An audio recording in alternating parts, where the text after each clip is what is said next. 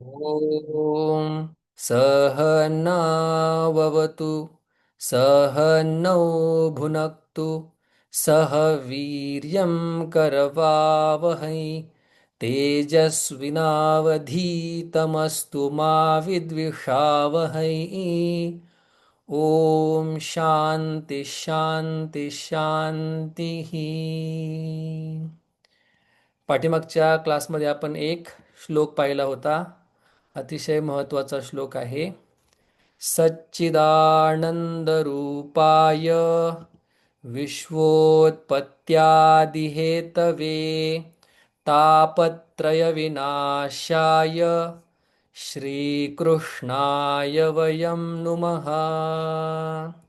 सच्चित आनंद रूप असणारे, संपूर्ण सृष्टीची उत्पत्ती स्थिती लयास कारण असणारे, तीन तापांचा नाश करणारे जे भगवान श्रीकृष्ण, त्यांना आम्ही नमस्कार करतो, अशा प्रकारचा अर्थाचा हा श्लोक आहे. मला वाटतं भागवतामधून हा श्लोक घेतलेला आहे. तर आज आपला चिंतनातील दुसरा दिवस आहे. तर दुसऱ्या दिवशीचा आपण आज श्लोक म्हणणार आहोत.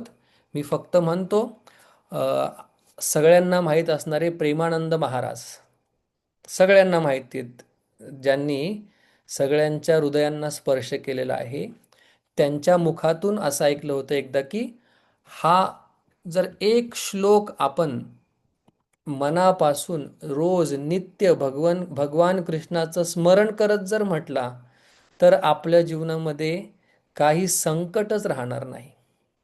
असा हा पॉवरफुल श्लोक त्यांच्या मुखातून ऐकलेला आहे. तर मी श्लोक म्हणतो. आपण प्रत्येक क्लासच्या आधी हा म्हणणार आहे, त्याच्यामुळे तुम्हाला ऐकून ऐकून पाठ होऊन जाईल. किंवा तुम्हाला ही फाईल शेअर नसेल केली तर मला मेसेज करा, मी तुम्हाला ही फाईल शेअर करेल. ओके. कृष्णाय वासुदेवाय हरये परमात्मने प्रणतः क्लेशनाशाय गोविंदाय नमो नमः. कृष्णाय वासुदेवाय हरये परमात्मने प्रणतः क्लेशनाशाय गोविंदाय नमो नमः.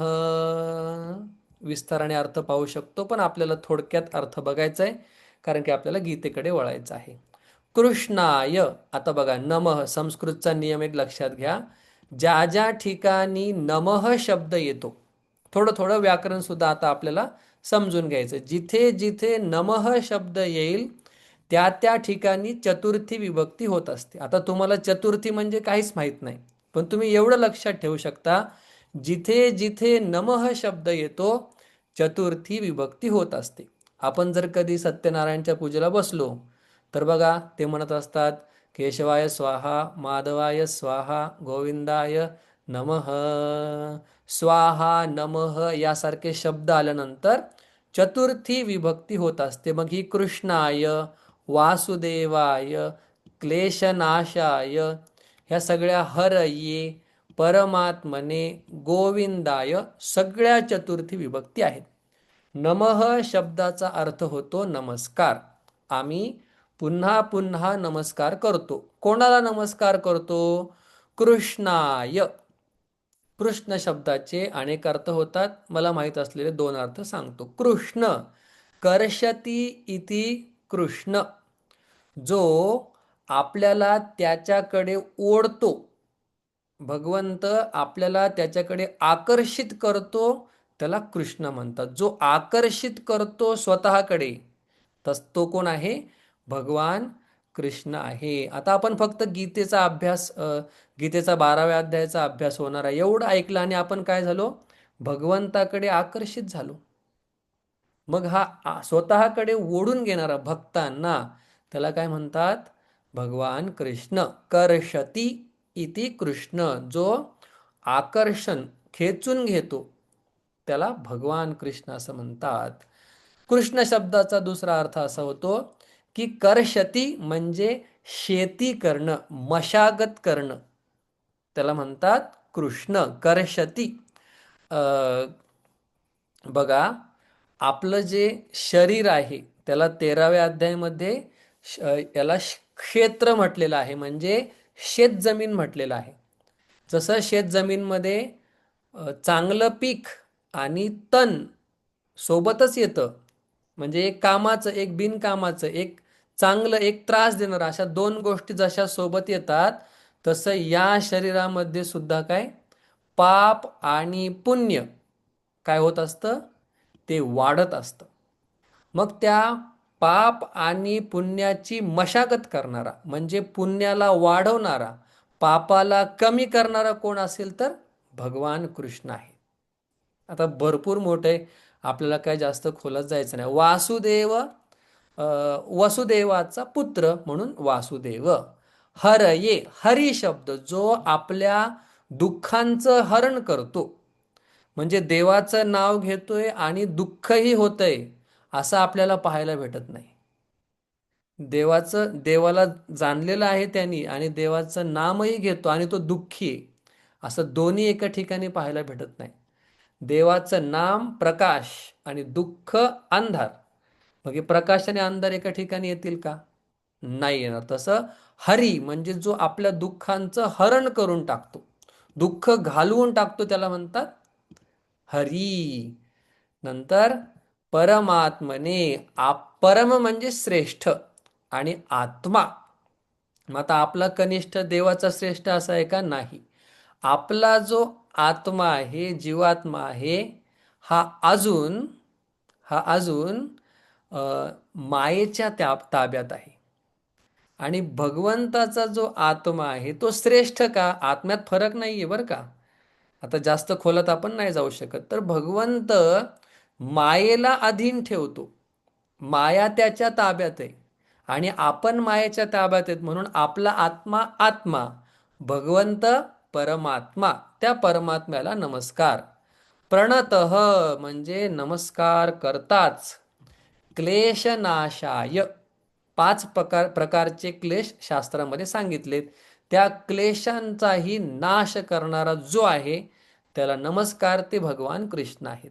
गोविंदाय, गो नाम इंद्रिय, आणि जो इंद्रियांना ताब्यात ठेवतो. एकदा का आपण देवाच्या परमार्थाच्या मार्गाला लागलो की इंद्रिय ताब्यात येतात किंवा यायला पाहिजे. मग बघा, थोडक्यात अर्थ, जो आपल्याला त्याच्याकडे ओढतो, जो वसुदेवाचा पुत्र आहे, जो सगळं दुःख घालवून टाकतो, माया ज्याच्या ताब्यात आहे, दर्शन करताच पंचक्लेश, अभिनवेश, राग, द्वेष, अभिनवेश, असे पाच आहेत आणि त्यांचा नाश होतो. गोविंद, जो इंद्रियांनाही, गो म्हणजे दुसरा अर्थ होतो गायी, गायींना ताब्यात ठेवणारा. मग गायींची तुलना आपल्या इंद्रियांशी केलेली आहे. आपल्या इंद्रियांना जो ताब्यात ठेवतो तो कृष्ण, त्याला नमस्कार. अशा प्रकारे थोडक्यात आपण अर्थ पाहिला. आपण वळूया आपल्या 12व्या अध्यायाकडे. म्हणत असताना कसं म्हणायचंय एकदा ऐका. अशाच पद्धतीने म्हटलं जातं. ओम श्री परमात्मने नमः. अथ द्वादशोऽध्यायः. भक्तियोगः. अर्जुन उवाच एवं सततयुक्ता ये भक्तास्त्वां पर्युपासते ये चाप्यक्षरमव्यक्तं तेषां के योगवित्तमाः किंवा तेषां के योगवित्तमाः. हा पहिला श्लोक आपण मागच्या वेळी पाहिला होता. दुसऱ्या हाफमध्ये आपण सगळ्यांकडून श्लोक म्हणून घेतो.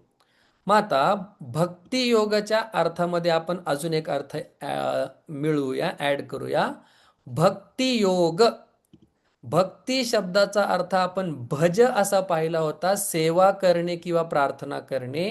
म्हणजे सेवा प्रार्थना यांच्या मार्फत भगवंताशी एकरूप होणं, जुडून जाणं. एक रस होणं, अखंड होणं, याला काय म्हणतात? भक्तियोग. प्रार्थनेच्या माध्यमातून, सेवेच्या माध्यमातून. आज आपण त्याच्यामध्ये अजून एक अर्थ ॲड करत आहोत. तो म्हणजे असा की भक्ती हा शब्द भंज नावाचा एक धातू आहे. भंज. भंज म्हणजे भंज म्हणजे तोडून टाकणं. भंज याच्यापासून सुद्धा भक्ती हा शब्द बनतो. भंज शब्दाचा अर्थ आहे तोडणे. तोडणे म्हणजे भगवंत सोडून, ऐका थोडंसं हे जास्त खोलातले, भगवंत सोडून इतर सगळ्यांशी आपला संबंध तोडणं, याला भक्ती म्हणतात. म्हणजे आता मी फोन करणार, तुम्ही आमचे कोण नाही, आम्ही तुमचे कोण नाही, असं नाही. मनातून मनातून आसक्ती न ठेवणं. नाहीतर या नातेवाईकांनी हे केलं, ते नातेवाईक हे ते. नातेवाईक, ते वाईक नाहीत आपले. नातेवाईक म्हणजे ना ते वाईक. ठीक आहे. तर तोडणे म्हणजे ज्या ज्या ठिकाणी आपली आसक्ती, आपलं मन गुंतलेलं आहे, अडकलेलं आहे, त्या त्या ठिकाणाहून तोडणं आणि भगवंताशी जोडणं, याला म्हणतात भक्तियोग. आपल्या संतांना जर तुम्ही बघितलं तर संत काय म्हणतात? कृष्ण माझी माता, कृष्ण माझा पिता. तुकाराम महाराज म्हणतात, विठ्ठल माय बाप चुलता, विठ्ठल भगिनी आणि भ्राता, विठ्ठले विन चाड नाही गोता, तुका म्हणे आता नाही दुसरे. म्हणजे हे त्यांचे शब्द आहेत. म्हणजे ते खऱ्या अर्थाने भक्ती करतात, भक्ती जगतात. आपण करत नाही असं आहे का? नाही. आपण त्या मार्गामध्ये आहोत. आपला प्रवास हळूहळू चाललेला आहे.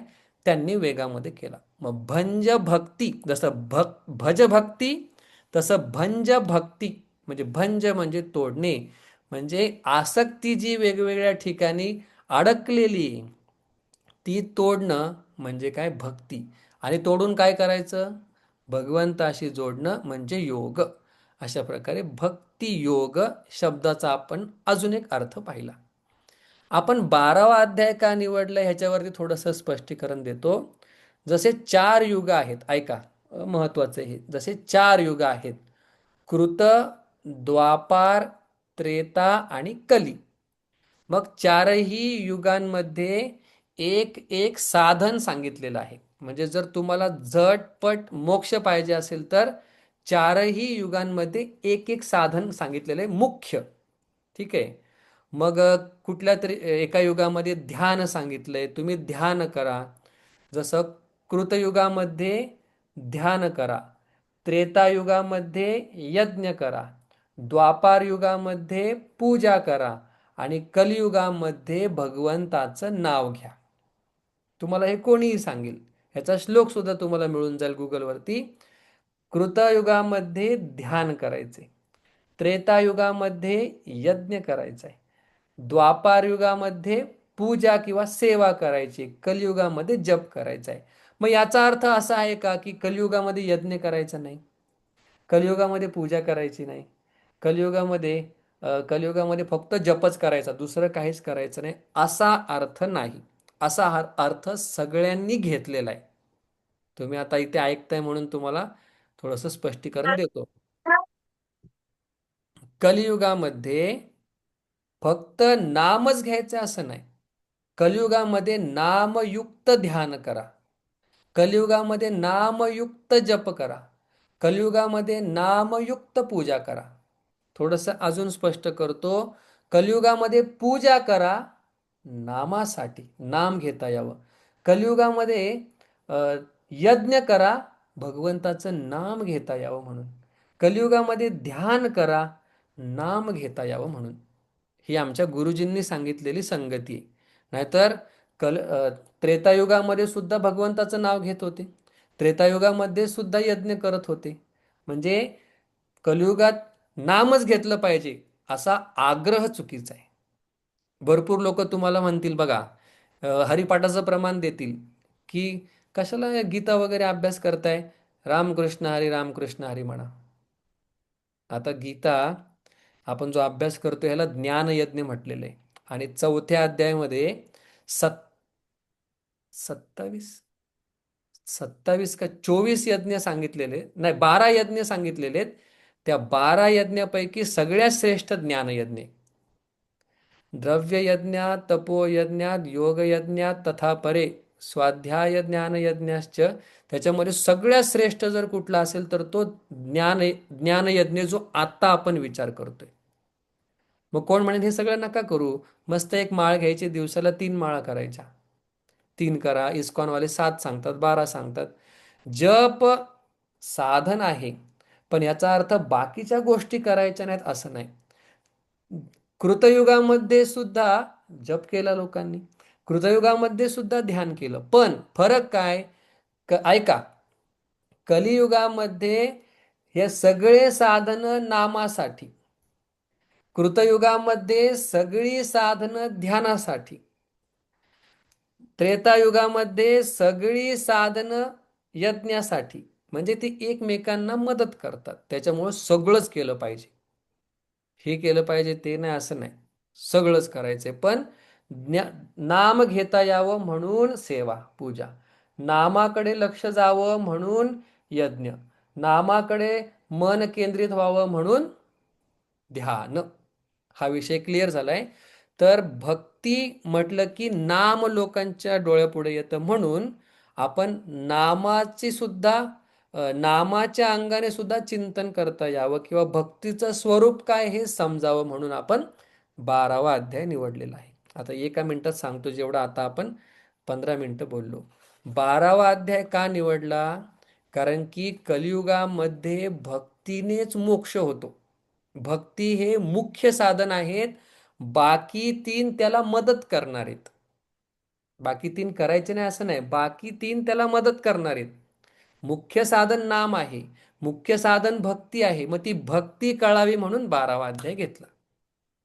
ठीक आहे. ठीक आहे, 12वा अध्याय का घेतला याचं अजून एक कारण आपण सांगितलं. ठीक आहे, आता गीता का वाचावी हे पुढच्या वेळी सांगूया, कारण की थोडंसं लेट झालेलं आहे. बघा, द्वादश, द्वादश 12वा. मग तुम्हाला मी वेळोवेळी संधींची नावं पण सांगितलेली आहेत.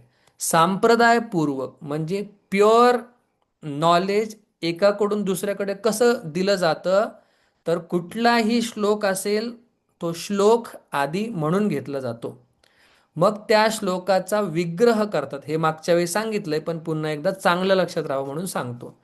मग हे जे श्लोक आहेत, या श्लोकामध्ये काय होतं, सगळे शब्द असे आपण ते पर्टिक्युलर मीटर, त्याला छंद म्हणतात संस्कृतमध्ये, तेवढेच शब्द तेवढेच अक्षर बसवण्यासाठी काय करतो आपण, मोठ्या मोठ्या शब्दांना आपण कॉम्पॅक्ट छोटं करून टाकतो. मग हे कॉम्पॅक्ट किंवा संधी केलेले शब्द त्यांचा संधी विच्छेद करणं म्हणजे विग्रह आहे. आणि मग अन्वय सांगितला जातो, म्हणजे शब्द तोडल्यानंतर त्याचा एक चांगला अर्थ निष्पन्न व्हावा, अर्थ कळावा म्हणून आपण काय करतो, त्या शब्दांना व्यवस्थित लावतो. आणि मग अर्थ झाला की येत असतो अन्वय. म्हणजे श्लोक वाचून अर्थ सांगणे हे परंपरेत नाही. श्लोक, विग्रह, अन्वय, अर्थ. मग आपण या श्लोकाची पूर्वपीठिका पाहिली होती, एका मिनिटात ती सांगतो. की भगवंताने 11व्या अध्यायामध्ये, हा कितवा अध्याय आहे, 12वा, 11व्या अध्यायामध्ये भगवंताने काय केलं, विश्वरूप दाखवलं, म्हणजे व्यापक रूप दाखवलं. आणि अर्जुन घाबरला. अर्जुन म्हटला, मला या रूपाची सवय नाही, मला तुझं चतुर्भुज रूप दाखव. आणि भगवंत पुन्हा एकदा चतुर्भुज रूपामध्ये आले आणि अर्जुनाला बरं वाटलं. पण भगवंत म्हटले की हे जे रूप मी तुला दाखवलंय, हे रूप आजपर्यंत कोणालाही कळालेलं नाही, पाहायला सुद्धा भेटलेलं नाही. तुम्ही सगळे शेवटचे श्लोक बघा, अतिशय गोड श्लोक आहेत, पण हे रूप भक्तीने पाहता येऊ शकतं, भगवान शेवटच्या श्लोकामध्ये सांगतात. मग त्या भक्तीचं स्वरूप वगैरे, आणि तिथून 12वा अध्याय चालू होतो. म्हणजे काय, अर्जुनाने 2 भगवंताचे रूप पाहिलेले आहेत, एक व्यापक, एक म्हणजे एक निराकार म्हणू शकतो, आणि एक आकारवान. एक तर आता तुम्हाला शब्द अवघड जाईल हा, पण लक्षात ठेवा, एक व्यापक, एक परिच्छिन्न, अशी दोन्ही रूपं अर्जुनाने भगवंताची पाहिली. आणि अर्जुनाला कळालं, ऐका ऐका ऐका, अर्जुनाला कळालं की ही दोन्ही रूपं भगवंताचीच आहेत. बघा मी व्यवस्थित बोलतो. अर्जुनाने भगवंताचं निराकार रूप सुद्धा पाहिलं आणि साकार रूप सुद्धा पाहिलं, किंवा अर्जुनाने भगवंताचं अव्यक्त रूप सुद्धा पाहिलं आणि व्यक्त रूप सुद्धा पाहिलं. अव्यक्त व्यक्त काय आहे त्याची व्याख्या पुढे येणारच आहे.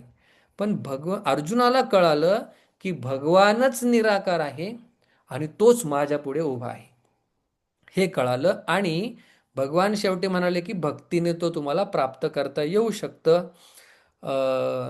मग अर्जुनाचा प्रश्न आपण थोडासा समजून घेऊया. मग आता प्रश्न मागच्या वेळी मी वेगळ्या अंगाने सांगितला. काय माहिती का, आता हे विश्व खूप आपलं मोठं आहे. मग त्या विश्वामध्ये काही लोक अद्वैती आहेत, म्हणजे ते सगळं काही एक मानतात, म्हणजे मी आणि भगवान परमात्मा एकच. काही लोक द्वैती आहेत, म्हणजे भगवान वेगळे आणि मी वेगळा, मी मरका, भगवान अमर, मी अल्पशक्तिमान, भगवान सर्वशक्तिमान, मी परिच्छिन्न, भगवान व्यापक. मी आणि देव कसं काय एक असेल, असं काही लोक मानतात. मग या ठिकाणी प्रश्न जो विचारलेला आहे तो आपण समजून घेऊया. अर्जुनाला आधीच कळालंय दोन्ही भगवंताची रूप आहेत. मग अर्जुन असं म्हणणार नाही की निर्गुण श्रेष्ठ आहे का सगुण श्रेष्ठ आहे. मागच्या वेळी मी त्या दृष्टीने सांगितलं होतं का, तर कारण की द्वैती लोकांचा, जे लोक दोन मानतात, मी वेगळा देव वेगळा, त्यांचं स्पष्टीकरण ते आहे. आपल्याला सगळ्यांच्या अंगाने विचार करायचा आहे. ठीक आहे. तर अर्जुनाला कळालेलं आहे व्यापक आणि परिच्छिन्न दोन्ही एकच आहे. मग हे तुम्हाला कसं काय कळालं सर? तर ज्ञानेश्वर महाराजांनी उदाहरण दिलेलं ऐका. ज्ञानेश्वर महाराज सांगतात की सोनं आहे, 100 नंबरी सोनं, किंवा 24 कॅरेट भेटतच नाही, पण म्हणजे भेटतं पण खूप महाग असतं. 24 कॅरेट, त्याला काय आकार नाही. ठीक आहे. त्या 24 कॅरेट सोन्यामधील तुम्ही जर एक थोडंसं, एक तोळा जर बाहेर काढलं, तर त्या 24 ग्रॅम कॅरेटचा आणि त्या 1 तोळ्याचा कस जर आपण लावला तर किती भरणार आहे तो? 24 कॅरेटच भरणार आहे. ठीक आहे. मग जे सोनं आहे ज्याला आकार नाही, ठीक आहे, ते निराकार आहे, त्याला आकार नाही, विशिष्ट आकार नाहीये, ते म्हणजे निराकार. आणि त्याच याच्यातून एक छोटासा काढलेला तुकडा, तो, त्या दोघांमध्ये काय फरक आहे? काहीच फरक नाहीये. त्यांच्या कस जो आहे तो कस सारखाच आहे. म्हणजे निर्गुण आणि सगुण हे सारखेच आहेत. त्याच्यामुळं तो श्रेष्ठ का हा श्रेष्ठ हा प्रश्न निर्माण होत नाही. आपला विचार चालू आहे. ठीक आहे. ज्ञानेश्वर महाराजांनी दुसरं उदाहरण असं दिलंय की एक समुद्र आहे आणि तो समुद्र आहे अमृताचा. मग त्या अमृताच्या समुद्रामध्ये असणारी शक्ती आणि एक तांब्या भरून घेतलेल्या अमृताच्या पाण्याची असणारी शक्ती, दोघांची शक्ती सारखीच असणार आहे का नाही? सारखीच असणार आहे. का? समजा एखादा, अमृताचं काम काय? माणूस मरत नाही. मग समजा एखाद्या माणसाने मरू नये म्हणून सगळा समुद्र पिला, आपण विचार करतोय समुद्र पिला, आणि जर एखाद्या माणसाने फक्त एक तांब्या पिला मरू नये म्हणून, मग एक तांब्या पिला म्हणून तो मरेल का? नाही मरणार. एक तांब्या असू द्या नाहीतर विशाल अफाट समुद्र असू द्या अथांग, दोघं सारखेच. तसं निर्गुण आणि सगुण दोघं सारखेच आहेत. भक्तीने तो प्राप्त होतो हा प्रश्न अर्जुनाचा आधीच गेलेला आहे. मग प्रश्न काय उरतो? तर प्रश्न असा उरतो, आपण श्लोकाच्या माध्यमातून बघूया.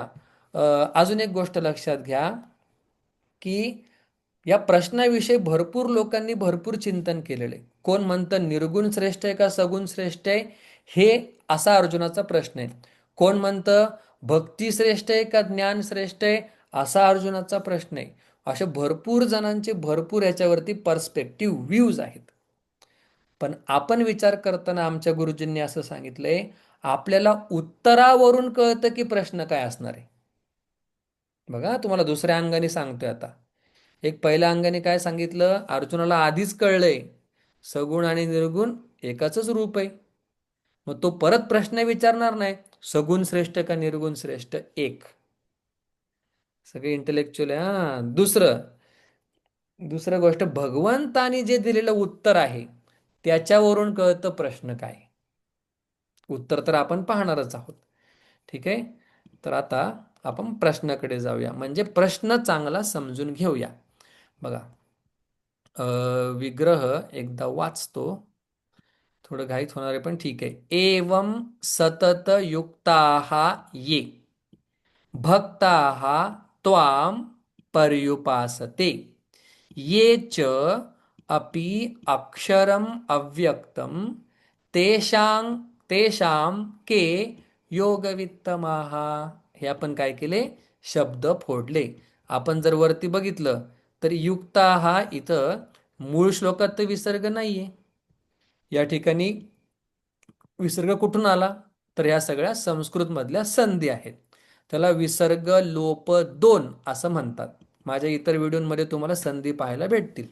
मग बघा, आता समजून घेऊया आपण श्लोकाचा अर्थ काय आहे. आता अन्वय, म्हणजे आता अर्जुनाचा प्रश्न आहे, प्रश्न भगवंताला केलाय म्हणून भगवान, ओ भगवान, एवम म्हणजे आतापर्यंत तुम्ही जे काही सांगितलं, एवम म्हणजे अशा प्रकारे, अशा प्रकारे भगवान आतापर्यंत तुम्ही जे सांगितलं की भक्तीने भगवान परमात्मा प्राप्त होतो आणि ज्ञानानेही तो प्राप्त होतो, अशा अनेक गोष्टी तुम्ही सांगितल्या.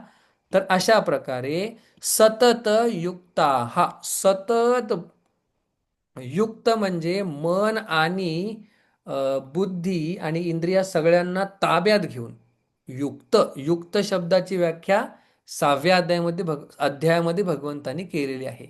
सतत युक्ता, हा सतत एक रस होऊन, ये म्हणजे जे, भक्ता हा जे भक्त, सतत मन बुद्धी यांना एक करून त्वाम पर्युपासते तुझी उपासना करतात.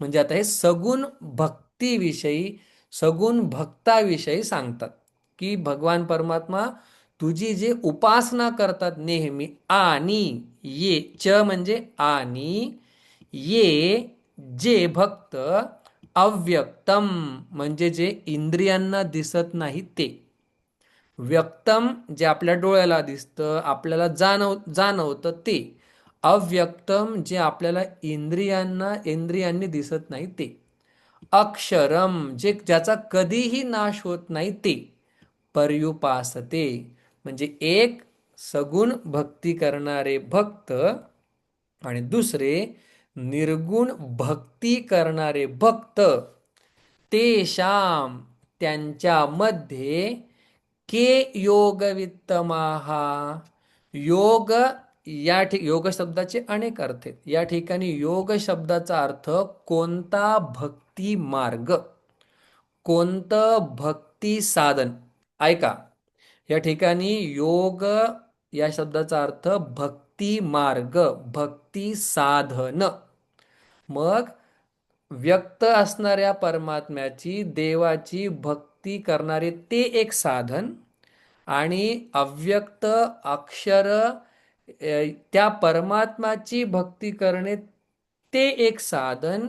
या दोन साधनांमध्ये कोणतं साधन सर्वश्रेष्ठ आहे. बघा, या ठिकाणी निर्गुण भक्ती, सगुण भक्ती श्रेष्ठ आहे असं, कोणती श्रेष्ठ आहे असं म्हटलं तरी चालेल, पण या ठिकाणी चांगलं श्रेष्ठ कमी असं नाही सांगायचे. कोणतं साधन लवकर तुझ्यापर्यंत पोहोचवणार आहे. म्हणजे सगुणाची भक्ती केली तरी परमात्म्याची प्राप्ती होणार, ऐका, निर्गुणाची केली तरी पण प्राप्ती होणारच. पण दोघांपैकी कोणतं सुलभ आहे असा प्रश्न आहे. हा प्रश्नच भरपूर जणांना समजत नाही. मग निर्गुण श्रेष्ठ का सगुण श्रेष्ठ हे सांगत नाहीत. सगळ्यांना जायचंय एकाच ठिकाणी, जाताना वेगवेगळ्या मार्गाने जाणार. सोपं सांगू का, पंढरपूरला जायचंय, कुठलं सोपं आहे, चालत सोपं आहे का शिवशाहीने सोपं आहे? असा प्रश्न कसा आहे तसाच आहे. निर्गुण भक्तीने तुझ्याकडे लवकर येऊ का सगुण भक्तीने तुझ्याकडे लवकर येऊ हे आम्हाला सांग. निर्गुण भक्त श्रेष्ठ आहेत का सगुण भक्त श्रेष्ठ आहेत तसा प्रश्न नाही. निर्गुण देव श्रेष्ठ आहे का सगुण देव श्रेष्ठ आहे तसा प्रश्न नाही. कुठली भक्ती श्रेष्ठ आहे ज्याच्याद्वारे आम्ही तुझ्यापर्यंत येऊ. इथपर्यंत क्लिअर आहे. आता आपण दुसऱ्या श्लोकाचं पठन करणार आहोत. एक लगेच सगळ्यांनी जॉईन व्हायचे. पुढच्या वेळी बघूया दुसरी लिंक देऊया जेणेकरून ब्रेक घेता येणार नाही. पण मला आवडतं एक छोटासा ब्रेक घ्यायला.